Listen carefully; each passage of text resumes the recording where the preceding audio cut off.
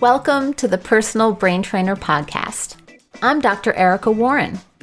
And I'm Darius Nomdaron, and we're your hosts. Join us on an adventure to translate the scientific jargon and brain research into simple metaphors and stories for everyday life. We explore executive function and learning strategies that help turbocharge the mind. Come learn how to steer around the invisible barriers so that you can achieve your goals. And this podcast is ideal for parents, educators, and learners of all ages. This podcast is brought to you by GoodSensoryLearning.com, where you can find educational and occupational therapy lessons and remedial materials that bring delight to learning. Finally, you can find Dr. Warren's many courses at LearningSpecialistCourses.com. Come check out our newest course on developing executive functions and study strategies. This podcast is brought to you by Bullet Map Academy, and we have a free dyslexia screener app called Dyslexia Quiz. It's fun, engaging, and interactive app. Try it now. Just search for Dyslexia Quiz on the App Store and see how your scores differ from your friends and family. So Darius, what are we talking about today? Well, last time you talked about visual processing, and you've been talking about related things to visual processing. So let's talk about the related areas to visual processing this week. I think that's a great idea because I do think that there are a lot of cognitive areas that work in tandem with visual processing. I think we'll talk about vision another time, but there are these other areas that I think are really important to discuss. Okay. And you, as usual, have got a little list that you're going to kind of work through. You're very well organized. And you've got 4 areas that you want to talk about that work with visual processing. What are those areas? Headlines? We're going to be talking about visual processing speed, visual motor integration, visual attention, and visual scanning or tracking. Fantastic. Visual processing speed. What's your take on visual processing speed? Well, visual processing speed, it's funny, you say processing, I say processing. Tomato. Right? So visual processing speed is interesting because it has to do with how quickly you make sense of what you're seeing or processing, meaning that it's not necessarily what you see, but how you are making sense of what you're seeing and how quickly you do that. And for some people, they work very, very slowly when it comes to processing information that's visual. Now, I'm focusing on visual processing speed because you could talk about processing speed in general, and that's just how you process anything you make sense of. But that would also include auditory processing, maybe even processing through your body. So, there are many different ways that we can process, but focusing in on visual processing. One of my big frustrations is that a lot of people use the WAIS or the WISC. They have a processing speed index. And when kids get very low scores on that, they often make this generalization that they are poor, that they have a general poor processing speed. And in fact, all the subtests that make up that particular index, I believe all of them are visual processing. So that when people come to me and they say, oh, my son has slow processing, that's not necessarily true because it's really only one area of processing. It's really how quickly you process the information that you see. That's really interesting because I got a little bit frustrated at one point for a family because the mother had done our dyslexia quiz screener app and their child was up at a 90 plus score, which clearly indicates there's some special learning differences that are happening there, probably dyslexia, highly likely to be dyslexia, along with probably some executive function difficulties or ADHD. Now, what happened was at her school, the teachers were like, oh, she probably doesn't have dyslexia, but she's got processing difficulties. And the parent was like, oh, we can't do your program because we're not sure if she's got dyslexia. And I'm kind of like, look, well, it's part of the way we're presenting our program because it's just for dyslexia. That's part of the issue. But it pained me to see that the child was kind of locked in this limbo of, I've got slow processing, whereas the parent didn't know much about what to do about it, nor did the teachers, I don't think, because they had done this broad generalization. And I know I had a long conversation about this on my Dyslexia Explored podcast, where we talked about when a teacher says slow processing, and it's such a generalization that I think our conclusion in that was that you don't stop at that. That's not a destination you stop at. That is a small step towards finding what processing difference you have, and then you can do something about it. But so often at schools, they stay at that, oh, they've got a process, they're slow processing, or they've got a processing difficulty. Or no, to be fair, not slow processing. I can see your face scrunch up, but that they've got a processing difficulty or difference, but it's not clarified. I was scrunching my face because I was feeling that compassion of like that frustration, because I agree with you. When you talk in that generalization of slow processing, the first thing I say to myself is, all right, well, what's causing that? Because there's so many things that can cause a slow processing speed. Attention. If you're not able to attend, that can slow your processing. Yes. You could have a vision impairment and you're just having to focus and refocus and try to see it. And that can slow down your processing. Or say, for example, maybe your visual processing is super fast, but your auditory processing is slow. I can't think of ever meeting a kid where a generalized, they have a slow processing speed was true, because in some ways they can process really quickly. Every kid that I've worked with that came with that label, I was able to find areas in which they were able to process very quickly. Yes. So it frustrates me when I see that, because I think then people start making these conclusions that are inappropriate. Or, just as you were saying, they're going too global. They're not looking at what's behind that. I mean, it's possible that it is purely processing, but let's figure out why. Just like, when people say, well, this student has poor working memory. I want to know, is that because they can't visualize? Is it because they don't know how to use their inner voice? Is it because they can't kind of spatialize or imagine things in space? I mean, there's something behind it. That's where the strategies come in. That's where the remediation comes in, is let's find the sore spot, or let's find the area of weakness so that we can target it and strengthen it. Because I've never found a weakness that I couldn't strengthen as long as it's targeted.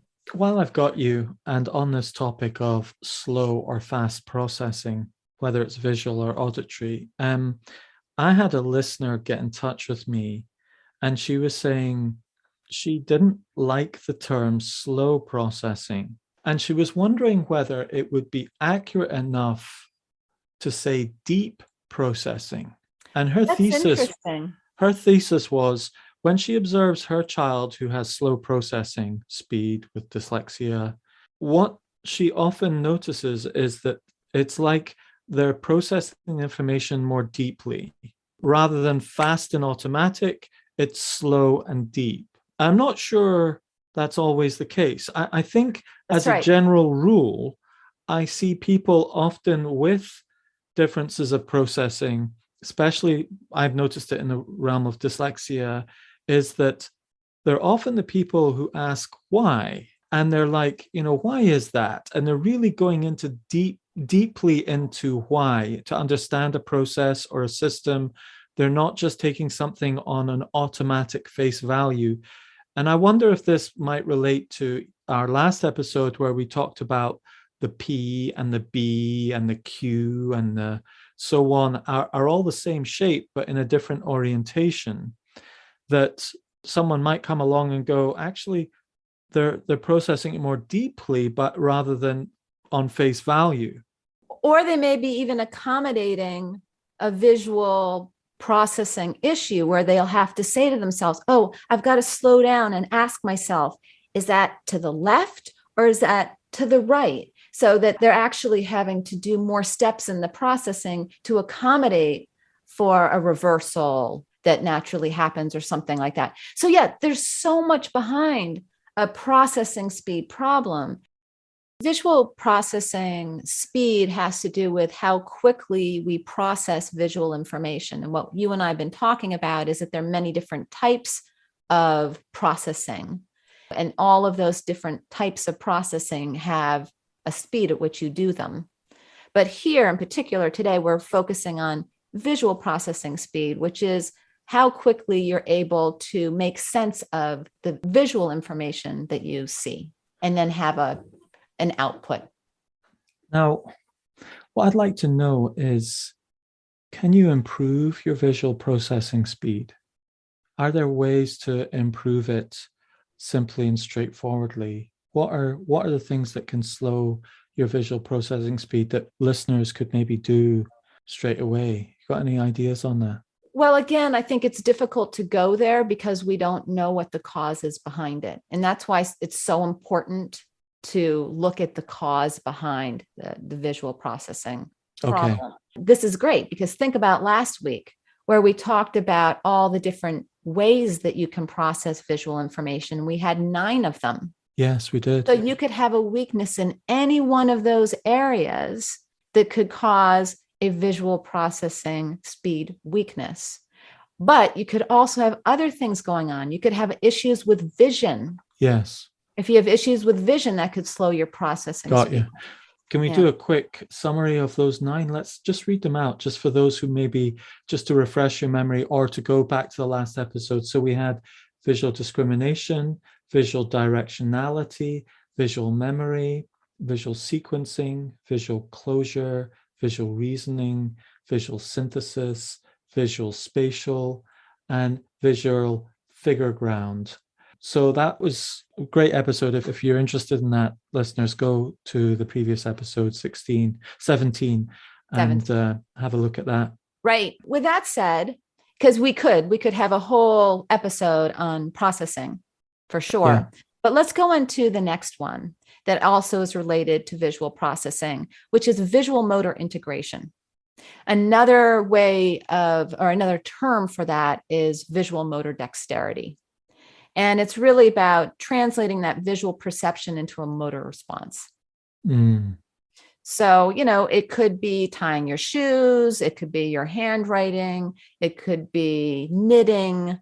All of those types of things require this kind of fine motor response.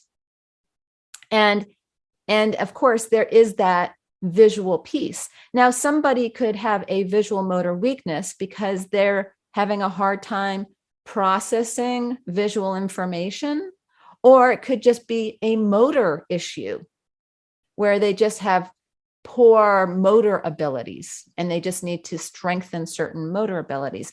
But I wanted to talk about this because it has that visual component and that visual processing component. Does this link into dyspraxia and dysgraphia, for example? This visual and movement, is that a component of dyspraxia and dysgraphia? Yes, absolutely. Now, I wonder if you could, this interests me because, from my own personal experience, I know I've got dyslexia and I probably got ADHD as well to some degree. I've got the dyslexia identification, formerly the ADHD. I need to explore that because I've got so many of those traits. It's driving me nuts. But when I was a child, I found it hard to remember tie my shoelaces. I found it hard to tell the time. I found it hard to do a lot of these first sort of steps, as it were, of these motor skills. Although I was very dexterous, I'm a very visual person. I'm probably a very fast visual processor. I know I am. Very strong 3-dimensional thinking, etc. as well. But I had these traits. What are your thoughts on that? I would have to kind of talk to you more about that to figure out where that weakness was coming from. It could have been more of a sequential issue for you of knowing what is the sequence of steps that you would have to do to tie your shoes and having trouble remembering that sequence of steps. So Yes. it could have been more of that for you. But you see, this is why it's so important to really investigate what's behind any area of weakness, because there's so many possibilities of what it Yes. could be. Oh, I love So that. I love that, because I was wondering, have I got visual motor integration? And I'm like, no, I don't, because I'm really well coordinated and really able at all these sorts of things. But the sequencing is a big issue for me, and you probably hit it on the button in that response. the other possibility, which is the very next thing that I wanted to talk about, is visual attention. Okay. You mentioned that you struggled with focusing and that you wonder whether you might have ADHD. Well, ADHD is about, or ADD, really attentional issues are about being able to focus, visual attention. So perhaps you are having trouble tying your shoes for two reasons. Maybe you are having a hard time with visual attention and visual sequencing. And when you paired those two, it took you a long time to get through it. And it may have had nothing to do with the visual motor integration. However, it appeared to be a visual motor issue, when in Fascinating. fact, there were other things going on. And that's why it's so important to do that kind of deep dive and get very analytical about it. Really put on that investigator's hat and say, okay, let's start digging here and finding where's the sore spot so that we can address it. Do you think that, so I'm talking as a complete outsider here, completely independent on behalf of parents maybe who are listening and so on. It's like, can you actually identify these things objectively? Is it just a theory, or can you practically, numerically, scientifically nail these things down? Well, all of these are technically theories, but there's a lot of research supporting them. And they make sense. Visual, motor, you're combining your vision and movement to write. So Yes. there's a certain logical sense to it. I mean, some areas of processing are more elusive and harder to really wrap your mind around, but some of them are really quite concrete and quite obvious. But anyway, with that said, because I know that we have limited time today, I want to move on to visual scanning and tracking, which is really important. And I have a lot to say here. Okay. So visual scanning and tracking is a very, very important skill. And it's really your ability to move your eyes smoothly across a page or around a page, or even in your environment, to make sense of what you are looking at or reading, for example. And problems with visual scanning or tracking tend to result in eye fatigue, word omissions, reversals, losing your place while you're reading. And of course, it has a very negative impact on your comprehension. Whether it's reading comprehension or even comprehension of like a table in math, for example. I'm looking up my other podcast, Dyslexia Explored, where I had a guy on who was an optician, and he was talking about not just checking a child's eyes for all the typical things, but measuring their tracking and scanning, and how important it was, because sometimes that those things need ruled out before you go on to the dyslexia assessment. Not to negate the dyslexia assessment, you can still be dyslexic, but some of your difficulties can be compounded by other things like Ireland. How do you say it? Arlene syndrome. Arlene syndrome. Mm-hmm. How do you say it? I think you got it. Okay. I think that's it. And that's where a different colored tint to your paper or your glasses can shift the visual stress that's happening on the page and increase your reading speed by 10 to 15%. For some people, it's 50%. And a lot of people think, oh, well, that's dyslexia solved because you've got that tint, but that's not the reality of it. It's helpful for many, probably about 5 to 10% of people with dyslexia, but not everyone. But actually, I've done some research saying that the tinting of the color can help everyone with visual stress and to help them read a bit better to some degree or another. But for certain people, it's a huge difference. So, I mean, that's just another example of how the physical visual scanning or tracking can affect it, or other visual problems.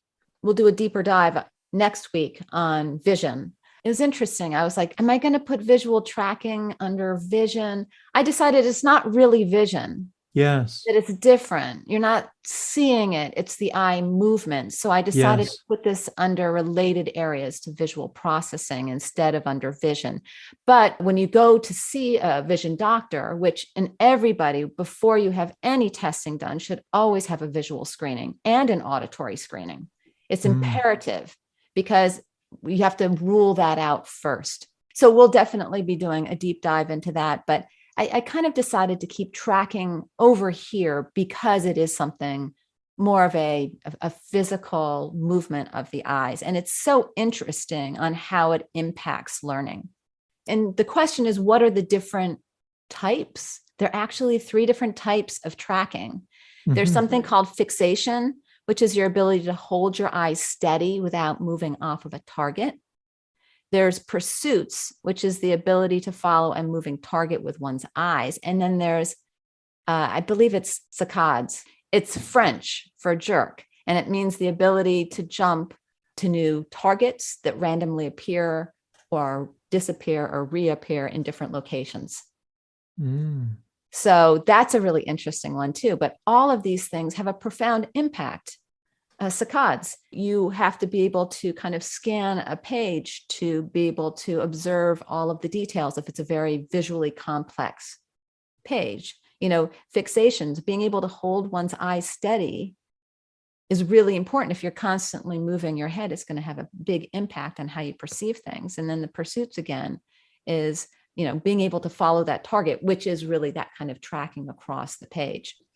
And many kids with dyslexia really struggle with that tracking. And many of them also will start to track and then they go back. And then they're doing a lot of the back and forth and back and forth and back and forth because of their difficulty with decoding. But that's really fatiguing for the eyes. I interviewed another conversation I had. I keep talking about Dyslexia Explore podcast in this podcast. Sorry, Erica. But there was this fascinating software, and what they're using it for in schools is to track children's eyes while they're reading a piece of text. Okay. And what it does is so they give a child a piece of text that's relevant to their age level for about 1 to 2 minutes. And the camera on the computer tracks their eye movement as they're doing it. And then it creates this graphic, which is a little blue circle or a big blue circle roundabout. And the bigger the circle, the longer it rested on that spot. Do you see what I mean? And so you can visually see how a child's eyes tracking across the page to read the page. So that can be indicative of a number of different things. It could be indicative of tracking problems. It could be indicative of difficulty in phonological processing because they're not processing that word or that letter or whatever. It could be all sorts of different things. But what it's doing is it's highlighting the speed and the tracking ability of that reader. And it's fascinating to see the graphic that comes out. And they get parents to do it with their children as well.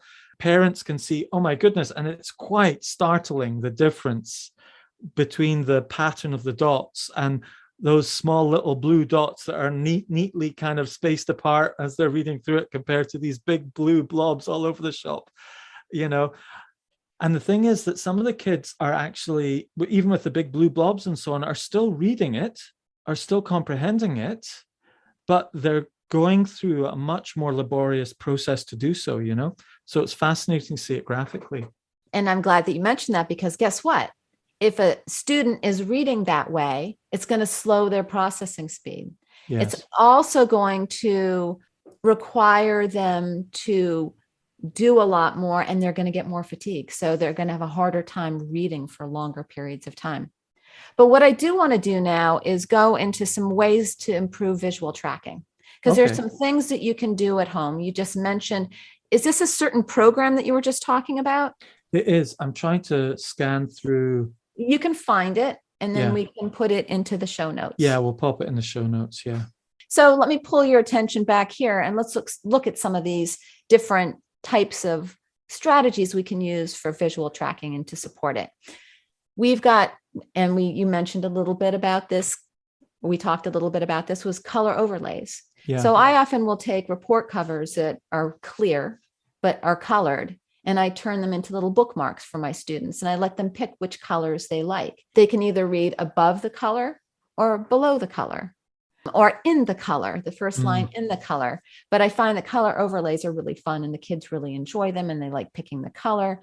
But I do know that different colored backgrounds, and of course, anything that you do online, you can change the color of the text and change the color of the background. And a lot of reading programs that allow you to see the text, allow you to change those things. And there's a whole physiological, I feel it. When I love having a light blue background and dark blue letters. It just feels so much better than this really contrasting white with black, which I find irritating. And it's so much more soothing when I change the background. In fact, I should do that more. I think the British Dyslexia Association is very hot on, using somewhere between 12 and 16 fonts with non-sans, without the little dashy bits all over the place, like Times Roman numeral, non-Times Roman numeral type writing, like Comic Sans and sans serif, without serifs, sans serif, often they recommend that, and with some tint or color background, or a slightly lighter text, like you're saying, that isn't black, so that the differentiation between the text and the background is not as pronounced. Yeah, I think for a lot of individuals, particularly for me, black on white is so contrasting that it does a weird thing with the eyes, and you get kind of some shadow effects around it. Yes. And a good analogy for people that don't experience that is if you have a red background with blue letters, it just does weird things. Oh, yes. That contrast. And so finding something that's less contrasting, but also something that's soothing to the eyes. The white is very bright and very intense on the eyes, and having a color can be much more comfortable and can help the kids or even adults to read for a longer period of time. I've even noticed the Kindle doesn't have a white background. Yes. It's like a very pale beige background, and the letters aren't black. They're like a dark gray. Yes. So it's much more comfortable. And a lot of people like reading on that kind of device for that reason. They may not realize that. Yeah. And you can actually change those settings too, of course. Oh, I have never used a Kindle, so that's good to know. Now, another way that you can strengthen visual tracking is to play ping pong, which is such a great cognitive game in so many ways. It's great for vision. It's great for cognition. It's great for dexterity. It's a wonderful thing to have your kids do, is to play ping pong. Ping pong is best for tracking if they're sitting on the side and watching two other people play ping pong, because then their eyes are having to go back and forth. And what you want to do is you want to tell them, watch the game, but don't move your head. And then all of a sudden they're having to track, and ping pong is super quick. So even if they have there's another example of how you could even strengthen visual processing. Watching ping pong is great for strengthening visual processing, because you're having to process the ball very quickly. Yes. Right? So whether you play in person or even play online. So there are a lot of online games, whether they're ping pong or tennis or badminton, where you see actually the whole screen and you just watch the ball going back and forth. Yes. I remember when I was a kid, I had an Atari and I loved those games, but it was actually, my parents had no idea, because of course I'm dyslexic as well. And it was probably one of the best remediations for me, because I Yes. know tracking was really tough for me, but I loved that game. And that's what it's all about.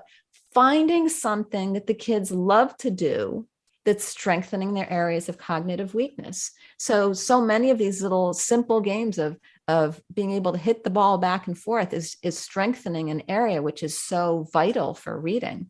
And the Wow. kids don't even realize that they're strengthening that skill, and they're having fun doing it. And they can play it as much as they want, and they're so happy, So that's a great tool to strengthen visual tracking. The Can other I thing you tell can, you a story about that? That we've mentioned the book Bounce before, and that's written by a table tennis player, ping pong, but table tennis, and a world-class player. He was a British champion. They did a test on him. British psychologists did a test on sports performance on the table tennis team, and they were very high level. And they did this reflex test, and what they found was that he had very slow reflexes. And the test said that he had a slow reflex, and they actually stopped the experiment because they said it can't possibly be true, because he's one of the fastest table tennis players in the country and in the world. They thought their experimentation was wrong. Well, about 10 years later, they did the same test, and they realized they got it right, that he did have a slow reflex. But what he was doing was that he had practiced so much that he had overcompensated for his slow reflex by being able to read what the person was going to do before they hit the ball. And he was actually reacting to what he was anticipating would happen rather than what actually happened, because his reaction speed was actually slower than a typical table tennis player. Isn't that's that really fascinating? it is fascinating. And, That's a and they really could great not example. believe that this would be true, so much so that the psychologists actually stopped their whole experimentation on the team because they thought their machines must be wrong. Yeah, that's fascinating. That's a great story. Thank you. Another thing that you can do is you can take a book. It's funny. This is another thing I used to do to myself when I was a kid and I couldn't read, but I wanted to read. My dad was a voracious reader, and everybody in my family were voracious readers, and I couldn't read. So he'd be sitting and doing his work, and I would sit next to him with a book, and I would look at the first word and the last word on each line, or sometimes it was just the letter. And I would scan from the first letter to the last letter, first letter, last letter, first letter, last letter. And I would do it as quickly as I could. And then I would say, Daddy, guess what page I'm on? Right. And he would say like 4. I'd be like 14. He'd be like, wow. I was like, I know, I'm such a good reader. I wasn't really reading, but I was strengthening my tracking skills. Wow. Isn't that interesting? I've got another story on that. Obviously, I'm dyslexic, like we've said before, but I taught myself how to speed read, which might seem a bit ironic to people who think, well, if you're dyslexic, you can't read fast. And actually, my default speed of reading is quite slow, but I can also speed read like 400 words, 500 words a minute. And the way you teach yourself to speed read is you put your finger over the first a third of a sentence, and then the second third of the sentence, and the third third of the sentence, and you force your eye to just absorb those 2 or 3 words all at once rather than fixating on one, until you're reading like 4 words at a time, or basically scanning 4 words at a time. And you can force yourself to speed read and track with your finger. And I found, actually, when I got my dyslexia assessment done, my assessor was saying, you need to read with your finger, Darius, so that you maintain your focus where your eye is meant to be. And that's one of the difficulties you've been having. You need to read with your finger or with a pencil or a pen. And you'll find that your comprehension and speed increases. And it's so true. And I've done it for the 20 years since, and it really works. And I do it with children as well, teach them how to even read a map. Like when we teach them how to mind map, we get them to talk through the map, okay? And one of the key things is they have to point to the word or doodle that is inspiring them to share something. Otherwise, their eye just goes off on one and they skip bits. And it's so important to have that pointer. Yeah, I mean, the research shows that anybody that uses their finger will increase their reading speed by at least 20%. And that's one of the things they actually teach in a lot of speed reading courses. Yes. So, and it's funny because so many of us were told to stop using our finger. Yes. In fact, it actually, by doing that, it's just such a relief on the eye because it's so hard to maintain, particularly when the text is very small. And it gets to track in a more fluid manner because it forces the eye to keep up with your finger. Yes. Yes. Yes. So another thing I wanted to talk about was a site called I Can Learn, and it's spelled EYE Can Learn. And I will also put that in our links, but it's a really cool place where you can go and do eye tracking exercises as well as other types of vision training exercises. It's a free site and it's really great. Other than that, using a metronome or a crystal pendulum, just watching something, swinging it 1 to 2 feet in front of your face and watching it with your eyes, not moving your head, just watching it going back and forth is another way. You can use at night, you can use one of these laser pointers and you can have a lot of fun with that and just have the child keep their head still, but watch the laser pointer go around the room. What are some other things? Voice stream reader. I love voice stream reader. I mean, there are lots of these text readers now that highlight the words, and that's really, really helpful because it forces the brain to move along with the text. But they also have a mode that you can use called Pac-Man mode. And what this does is it erases the words as they are read. So it really forces the brain to read in a fluid manner because you can't go back. And I love that technology. And it was created by someone at Harvard University that is dyslexic. It's really, really helpful. So I often recommend that for families if you want to help your kids with tracking, but also to improve their reading speed and fluency. Pac-Man mode is a really cool option. What else? Oh, so if you're reading text, you can pick a common word like the or an. And as quickly as you can, try to scan through the text and find those words and circle them. That's kind of gamifying it. What else can you do? Just reading out loud can be really helpful because it helps the eyes and the brain to work in sync. And then finally, I have also a publication called Building Peripheral Vision, Visual Tracking and Attention for Improved Reading and Scanning. And they are videos that I created.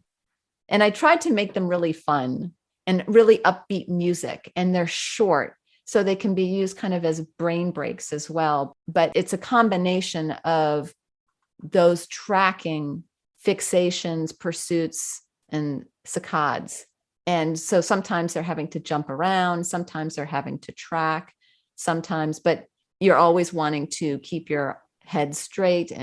But it makes it fun and it makes it easy. And in about 3 to 5 minutes a day, if you do those exercises, you can see some nice changes, and they're beginning, intermediate, and advanced ones.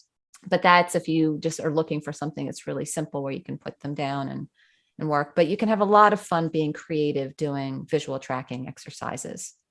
I really love these sort of hardcore teaching kind of podcasts that you're doing, these last few ones, just to really get stuck into this knowledge. And I think it's going to cascade into other conversations we have later on, kind of frame it and set us up for, processing this in future conversations and into weaving it with what we're learning next. So thank you so much for this, Erica. It's fantastic. Yeah, this is a really fun one. And we're putting a lot of links below. So if you are interested in some of the products or websites, we'll have those in the show notes. Yeah. Great. Until next week. Bye-bye. Bye. Thank you for joining our conversation here at the Personal Brain Trainer Podcast. This is Dr. Erica Warren.